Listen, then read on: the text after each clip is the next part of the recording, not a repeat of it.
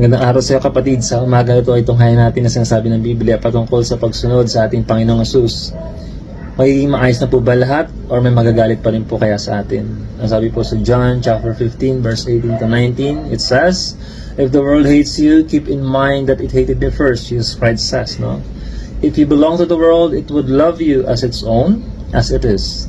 You do not belong to the world, but I have chosen you out of the world. That is why the world hates you."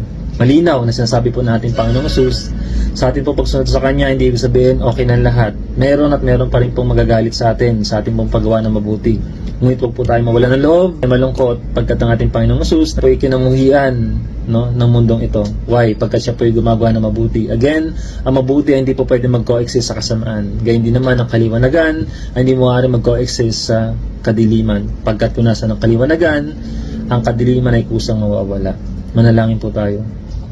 Amen namin Diyos, salamat po sa pagpapaalala sa amin pong paglalakbay sa buhay na ito sa pagsunod sa iyo, sa paggawa ng kabutihan na nais sa iyong kalooban, ay meron pa rin pong magagalit sa amin. Ngunit po kami, Panginoon Lord God, mawalan ng loob, wag po kami malungkot, wag po kami huminto, kundi magpatuloy po kami na lumakad ng nais sa iyong kalooban.